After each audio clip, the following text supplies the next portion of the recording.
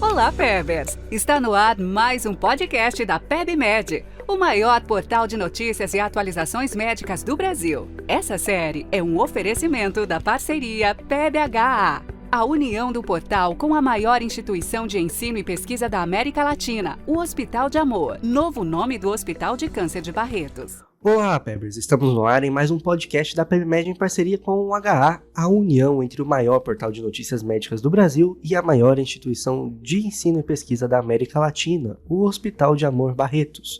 Em nosso episódio, comentaremos as recomendações de rastreamento do câncer coloretal segundo as diretrizes brasileiras e da US Preventive Service Task Force. Hoje recebemos a doutora Denise Guimarães, médica do Departamento de Prevenção do Hospital de Amor na área de prevenção e diagnóstico precoce em câncer coloretal. Nos Estados Unidos, o câncer coloretal é a terceira principal causa de morte de câncer tanto para homens quanto para mulheres, com uma estimativa de 52.980 pessoas neste país projetadas para morrer pelo câncer coloretal em 2021.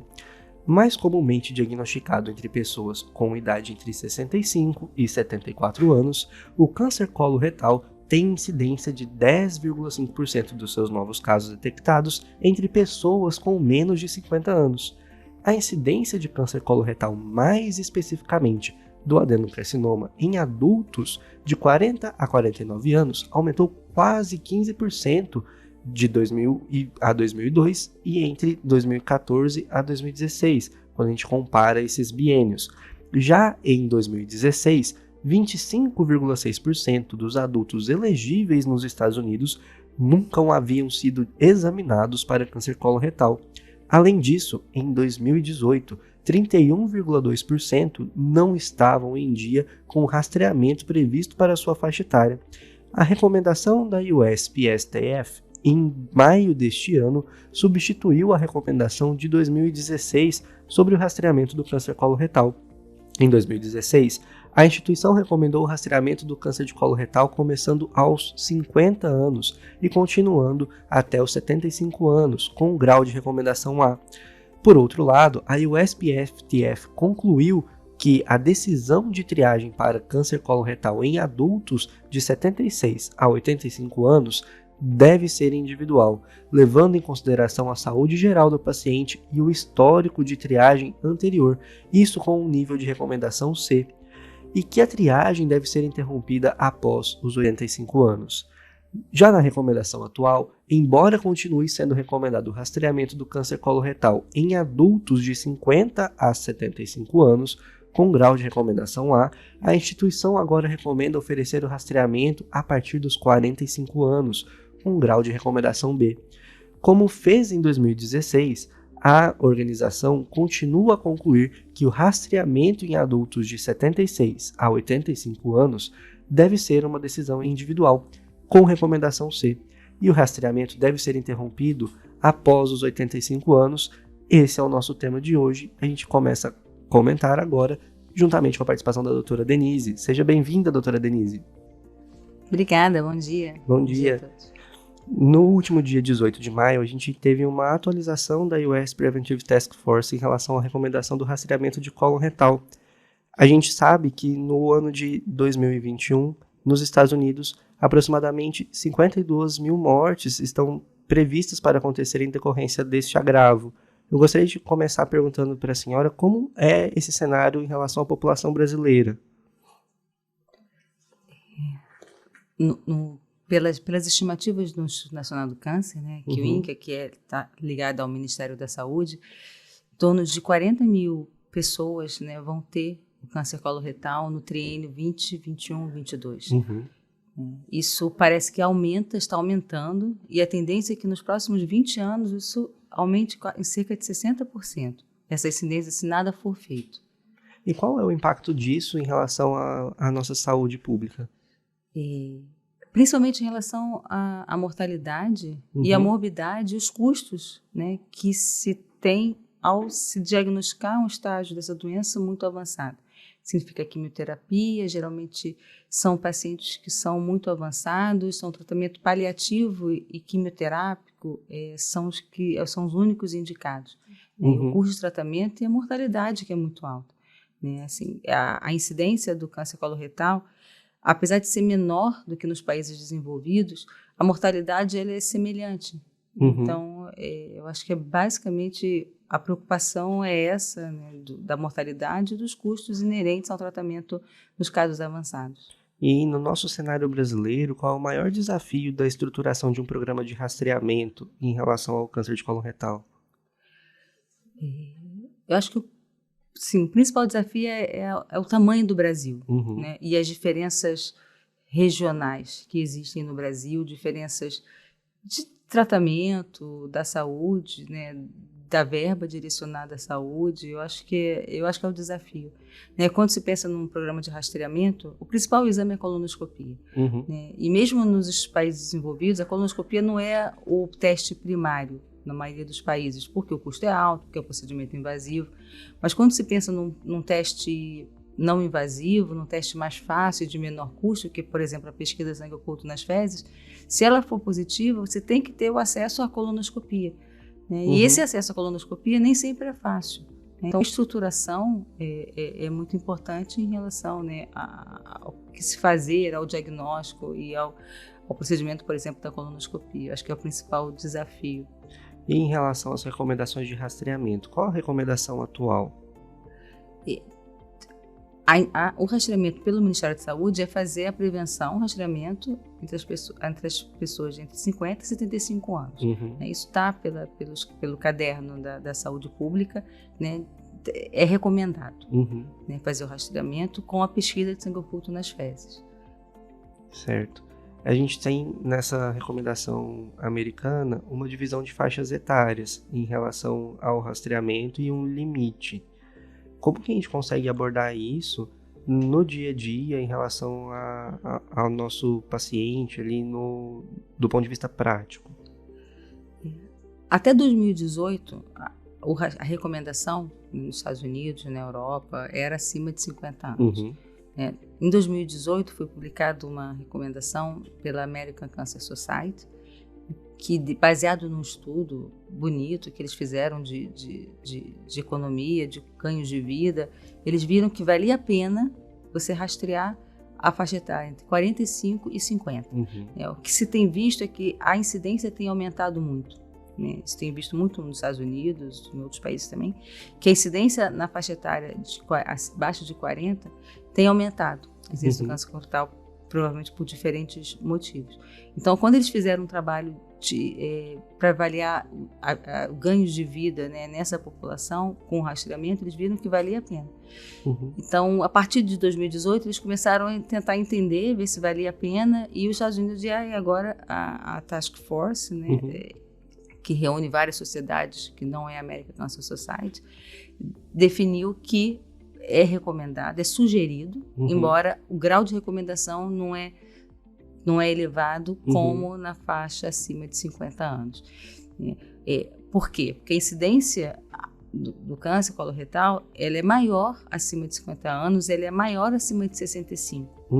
Então, é importante que essa população não seja deixada de lado, mas que é sugerido que vale a pena começar a partir dos 45 anos. Então, para que fique claro para a nossa audiência, em relação a essa faixa etária mais jovem, a gente percebe uma mudança de mortalidade em relação ao rastreamento, com redução de mortalidade, mas a gente não tem uma força de recomendação tão grande, uma evidência tão forte, quanto na população acima dos 45 anos. Sim, provavelmente porque ainda faltam estudos que sejam mais decisivos, né, para mostrar essa recomendação. Né? A maioria dos estudos, quando eles faziam para avaliar o rastreamento, a resposta ao rastreamento, eles não separavam por faixa etária. Né? Eu acho que agora eles vão começar a fazer isso, né? Começar a dividir e realmente mostrar que o rastreamento tem um impacto realmente importante na redução da mortalidade nessa faixa etária, entre 45 e 50 anos. Aí precisa de estudos randomizados, né, de uma evidência maior, né, do que os que tem atualmente. E em relação ao limite? Eu acho que é consenso na maioria dos países que 75 é o limite para o rastreamento. Acima de 85 eles não sugerem, né, eles acham que não tem indicação de começar um rastreamento acima de 85 anos. Né, a gente está falando em começar um rastreamento. E entre 75 e 85, o que se diz é que depende da expectativa de vida. Então, é individual. Então, se a 75, uma pessoa de 76 anos, né, que nunca fez rastreamento e que não tem comorbidades, né, tem uma expectativa de vida de mais de 10 anos, vale a pena começar o rastreamento. Mas é individual. E para o paciente que já está em segmento, que iniciou esse rastreamento, ele por volta dos seus 60 anos, por exemplo, até onde a gente tem benefício de manter esse segmento? Depende dos achados. Né? Depende dos achados que... se ele fez uma colonoscopia aos 60 anos e que foi normal, teoricamente uma colonoscopia em 10 anos, né, também normal, acho que ele pode parar por aí, porque aí seria mais de 10 anos. Depende do teste que for feito, né, e do que foi achado no teste. E na abordagem do consultório, no dia a dia ali, que eu preciso ficar atento na hora de fazer essa recomendação ou essa abordagem? É necessário que o clínico se atente somente à faixa etária ou algum outro indício que a gente deva observar na hora de abordar essa conversa sobre rastreamento do câncer de colo retal? A idade é o principal fator de risco. Né? Então, isso é evidente, já definido por várias sociedades e pela literatura. E além da idade, né? Porque a idade vai definir os testes, né, que vão ser feitos, e além disso, quais são os fatores de risco que estão associados. Então, a gente sabe que a história familiar aumenta, né, o risco. A história de síndromes hereditárias que estão associadas ao câncer coloretal também aumenta o risco. Então, a história familiar, a história familiar de câncer e de adenomas, de pólipos adenomatosos, também aumenta o risco. E outros fatores, como tabagismo, obesidade, diabetes, são outros fatores que podem aumentar o risco também. Então, na hora que você está com uma pessoa no consultório que nunca fez, né, que nunca fez o rastreamento, mas que tem história familiar de câncer coloretal ou de adenoma, que tem uma doença inflamatória que também está associada, que aumenta o risco, como uma retocolite ulcerativa, que tem história de síndromes hereditárias, ele deve fazer uma colonoscopia e não uma pesquisa de sangue oculto nas fezes, porque o risco é maior, né? E a chance de você detectar as lesões é melhor, né? A sensibilidade é melhor com a colonoscopia do que com a pesquisa de sangue oculto nas fezes, por exemplo. Né? Então, e a faixa etária vai depender da história familiar e da idade do familiar que apresentou um adenoma ou câncer coloretal. Então, para os pacientes que têm um maior risco, eu já indico diretamente a colonoscopia. Sim. E quando eu indico a pesquisa de sangue oculto? Naquelas pessoas que têm apenas a idade como fator de risco. E que prefere fazer, né, assim, o que nos Estados Unidos que eles dizem eles têm uma lista, uma fila, então a pessoa quer fazer uma colono, eu não quero fazer colono, não tem outro fator de risco, então pode fazer uma pesquisa de sangue oculto nas fezes. Né?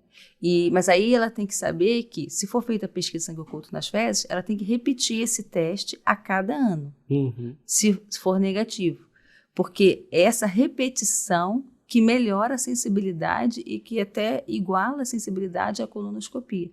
Essa repetição do teste anual. A colonoscopia é um exame invasivo, mas ela só vai repetir, se for bem feita e se for normal, a cada 10 anos. Então, acho que é importante na hora de conversar com o paciente oferecer, né, o teste que a pessoa prefere e dizer como ela deve ser feito esse teste, quais são as recomendações para ser feito para ela realmente estar prevenida. Porque não adianta fazer uma colonoscopia, não adianta fazer um teste, uma pesquisa de sangue oculto nas fezes. É a repetição dos testes, é se manter ativa durante o rastreamento que se faz e aumenta a prevenção do câncer coloretal. Então, em relação às duas modalidades de rastreamento, a gente tem a necessidade do segmento, com a diferença que na pesquisa de sangue oculto eu preciso fazer isso anualmente. Eu preciso me atentar com o meu paciente nesse diálogo de recomendar o rastreamento anual. E em relação à colonoscopia, vou particularizar conforme os achados, mas um resultado de um primeiro teste normal vai fazer com que eu necessite de repetir esse exame após 10 anos. É Sim. isso? Se a pesquisa de sangue oculto for positiva, aí tem que fazer uma colonoscopia diagnóstica. Certo. E aí, a partir da colonoscopia diagnóstica, a gente segue de acordo com os achados da colonoscopia. Existem também recomendações para fazer as colonoscopias seguintes, né, baseado nos achados. Para a nossa população brasileira, qual o maior desafio além do acesso à colonoscopia na hora de fazer esse tipo de abordagem? A gente que tem aqui um cenário de cuidado integral da população, com pessoas com diversas características regionais diferentes, ainda há um tabu em relação aos exames, ao programa de rastreamento? Eu não sei se é tabu, eu acho que é um desconhecimento. Diferente do câncer de mama, que se fala na televisão, que o artista vai lá, tem que fazer a prevenção, que todo ano tem campanhas.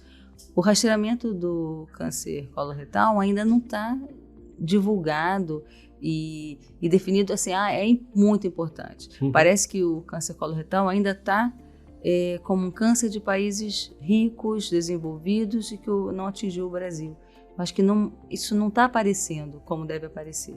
Eu acho que está melhor do que antes. Eu acho que esse ano se falou muito do câncer coloretal por diferentes sociedades, mas eu acho que precisa mais. Acho que a população precisa conhecer a importância de se prevenir e pedir, ir ao médico, eu preciso fazer, eu quero fazer, eu estou na minha idade. Então é importante que a população saiba em que momento ela precisa fazer o rastreamento e é importante. Muito obrigado, doutora Denise. A gente agradece a sua presença aqui conosco hoje. Esse foi mais um podcast da parceria PEB-HA. A gente se vê no nosso próximo encontro e deixe aí nos comentários se você faz essa recomendação com seus pacientes e suas maiores dificuldades na hora de recomendar o rastreamento do câncer de colo retal. Você ouviu a mais um podcast do portal da PEB, feito pela maior instituição de ensino e pesquisa da América Latina, o Hospital de Amor. Mais informações e atualizações em saúde você encontra em nosso portal. Acesse pebmed.com.br. Seja parte dessa comunidade, se inscreva em nosso canal, curta, compartilhe e ative as notificações para não perder nenhum conteúdo. Faça você também ciência com qualidade, permitindo que mais conteúdos como esse sejam produzidos através da sua doação em hospitaldeamor.com.br/doe. O seu clique transforma tudo.